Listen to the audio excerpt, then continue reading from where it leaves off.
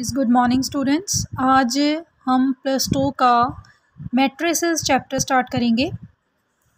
मेरे पास बुक है DR. Sharma, spectrum Sharma publications की, और फर्स्ट बुक ही हम स्टार्ट करेंगे और इसका चैप्टर जो स्टार्ट करेंगे उसका नाम है मैट्रिसेस। अब थोड़ी सी पहले इसकी डेफिनेशन देख लेते हैं कि मैट्रिक्स होता क्या है। मैट्रिक्स एक अरेंजमेंट होती है हॉरिजॉन्टल लाइंस की और वर्टिकल लाइंस की। इस तरीके से ये कुछ डाटा होता है। ये देखो यहाँ पे दिया हुआ है कि information regarding the number of boys. कोई इन्फॉर्मेशन होती है, उस डाटा को जब हम कॉलम वाइज या रो वाइज लिखते हैं तो जैसे कॉलम वाइज और रो वाइज लिखते हैं और उसको उस अरेंजमेंट को फिर सॉल्व करते हैं, उस अरेंजमेंट को हम बोलते हैं, रो और कॉलम के अरेंजमेंट को मैट्रिक्स। जैसे यहाँ पे है एक क्लास दी हुई है, फर्स्ट सेकंड और थर्ड, उसमें बॉयज़ कितनी हैं, गर्ल्स कितनी हैं, ये सारी इन्फॉर्मेशन है। जब हम बॉयज़ और गर्ल्स की इन्फॉर्मेशन को एक अरेंजमेंट में लिखते हैं उसको हम बोलते हैं मैट्रिक्स।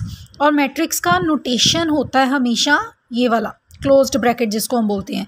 वैसे मैट्रिक्स को हम ये सारे सिंबल्स के साथ भी डिनोट कर सकते हैं, राउंड ब्रैकेट के साथ, क्लोज्ड ब्रैकेट के साथ, डबल लाइंस के साथ, कर्ली ब्रैकेट के साथ, इन सब के साथ हम डिनोट कर सकते हैं। बट मोस्टली हम जो मैट्रिक्स को डिनोट करते हैं वो क्लोज्ड ब्रैकेट के साथ करते हैं।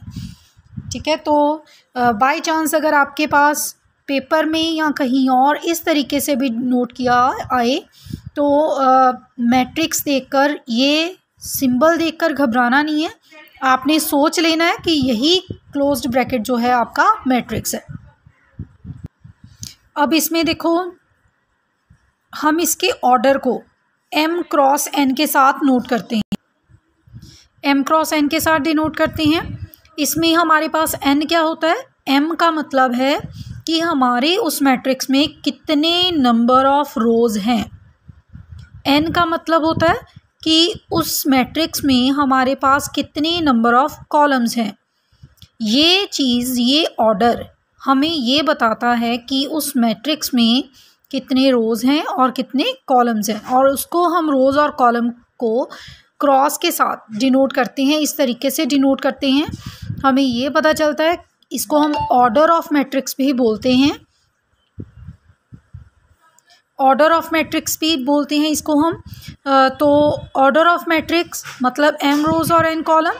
जैसे फॉर एग्जांपल मेरे पास ये मैट्रिक्स की एक एग्जांपल है जिसमें मैंने ये मैट्रिक्स बनाया है। तो इसमें मुझे पता चल रहा है कि इसका ऑर्डर क्या होगा, 2 क्रॉस 2, मतलब इसमें 2 रोज़ हैं, रोज़ होती हैं हॉरिजॉन्टल और कॉलम होती हैं वर्टिकल। 2 क्रॉस 2, 2 रोज़ और 2 कॉलम। इससे हमें पता चलता है कि ये मेरे पास इस मैट्रिक्स का ऑर्डर 2 क्रॉस 2 होगा। ये जो सेकेंड एग्जांपल उन्होंने दी हुई है इसमें 2 रोज़ हैं और 3 कॉलम है, 1 2 3 कॉलम है। तो इसका मतलब है इसका ऑर्डर क्या होगा, 2 क्रॉस 3। इसका ऑर्डर क्या होगा, 3 क्रॉस 3। ये मेरे पास एक मैट्रिक्स है। नेक्स्ट करते हैं आगे क्या है। ऐसे ही मेरे पास ज़रूरी नहीं है 3 क्रॉस 3 तक नंबर ऑफ़ रोज़ और कॉलम होंगे, m और n भी हो सकते हैं। ठीक है, ये उन्होंने जनरल लिखा हुआ है। इस बात का भी ध्यान रखना है कि हम जो हमारे पास मैट्रिक्स होता है उसके हर एलिमेंट को हम इसके साथ डिनोट करते हैं, a स्मॉल a के साथ, a11। a11 का मतलब है कि फर्स्ट रो है, फर्स्ट जो एलिमेंट है ये रो को, और सेकंड एलिमेंट हमें कॉलम को बताता है। हमें ये a11 से हमें ये पता चल रहा है कि ये वाला एलिमेंट जो है मैट्रिक्स का कौन सा नंबर वाला एलिमेंट है, फर्स्ट रो का फर्स्ट कॉलम का एलिमेंट है। a12 का मतलब है ये फर्स्ट रो के सेकंड कॉलम का नंबर है।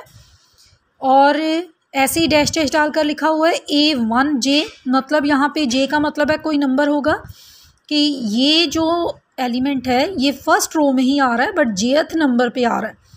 ऐसे ही सेकंड रो 21, इसका मतलब है ये सेकंड रो में आ रहा है, 2 का मतलब है रो सेकंड, और ये है कॉलम, फर्स्ट कॉलम में ही आ रहा है, a21 a22 a23 a24, ऐसे ही सो ऑन, ऐसे ही चलता जाएगा। ठीक है, तो मैंने यहाँ पे एक वैसे एग्जांपल लिखी हुई है समझाने के लिए, लास्ट टाइम लिखी होगी। तो देखो इसमें क्या है, ये मैंने एक एग्जांपल लिखी है 2x2 मैट्रिक्स में मैं बनाना चाहती हूँ। और इस मैट्रिक्स में मैंने क्या किया है, A11 A12 A21 A22, ये 2x2 का मैंने एक मैट्रिक्स बना दिया। मैंने ये समझाया यहाँ पे कि यहाँ पे कितने एलिमेंट होंगे और उस एलिमेंट को हम कैसे डिनोट करते हैं स्मॉल a के साथ। ठीक है, इसके बाद अब हम करते हैं इसकी टाइप्स।